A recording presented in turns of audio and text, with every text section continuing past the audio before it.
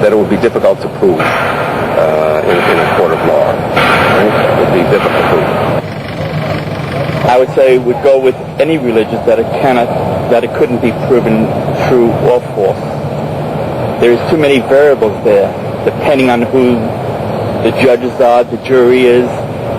It's impossible to put a label to that.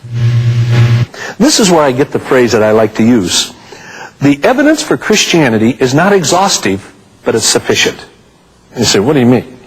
Well, in verse 30, the Apostle John writes out, he said, it's not exhaustive. Many other signs Jesus did haven't even been recorded. So it's not exhaustive. But he said, these that have been recorded of what Christ did and said are that you might have life and have eternal life in him. So he said it is sufficient for an intelligent belief. So the evidence is not exhaustive, but it is sufficient. They wrote as eyewitnesses. And in Luke, when he starts out the book of Acts, in the first 3 verses, he said that Christ had appeared to the apostles with many convincing proofs over a period of 40 days. And that phrase, convincing proofs, was a phrase of that day of overwhelming evidence in a court of law. And so he says there, look, I'm not an eyewitness, but in examining the eyewitness, they recorded that they lived with Christ, they ate with him, everything, for 40 days after the resurrection. So he recorded an eyewitness account. Now, there's a second part of the writers of the Scriptures. They not only wrote as eyewitnesses or recorded eyewitness accounts, but here is a critical key. In the presence of some of the most adamant, some of the most hostile witnesses, people that disagreed with him, people who knew Jesus, they knew what he said, knew what he did, hostile witnesses, they presented this in the presence of hostile, knowledgeable witnesses and said, you know what we're talking about.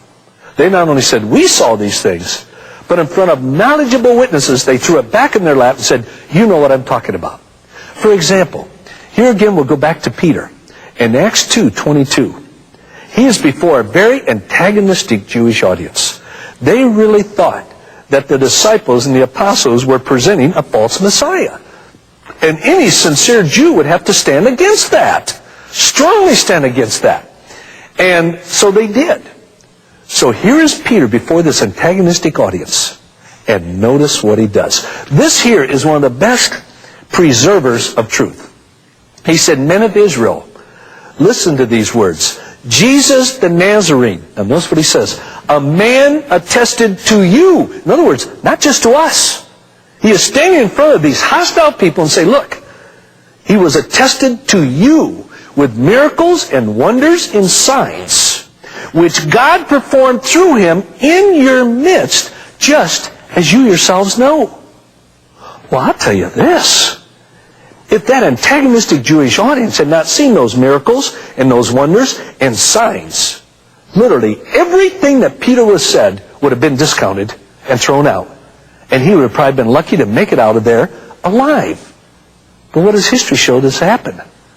Thousands were added to the church. You see, it was presented in the presence of knowledgeable people, where if they would have dared to depart from the truth, the very community itself would have corrected it. They appealed to the knowledge of their opponents. And I know when I go into a debate, and over the years I probably had close to 200 to 250 debates. And I study my opponent's position more than I do my own. I know what I believe. I know why I believe it.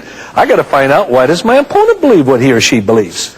And so when I go into a debate, I would constantly turn to my opponent on some point and say, isn't this true? Or you know what I'm talking about. Well, boy, you better be accurate when you do that. It'll be shoved right back down your throat.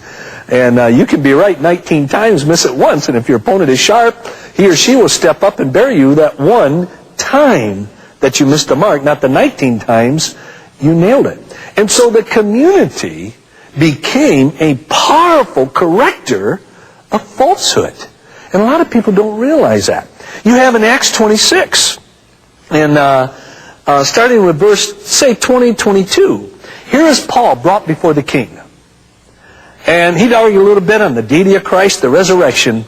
And the king says, Paul, your great learning is driving you mad. Well, they knew Paul had great learning.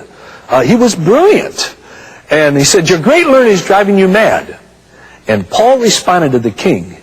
He said, I am speaking to you words of truth and rationale. For this has not been done. Notice what he did now. This has not been done in the corner for the king.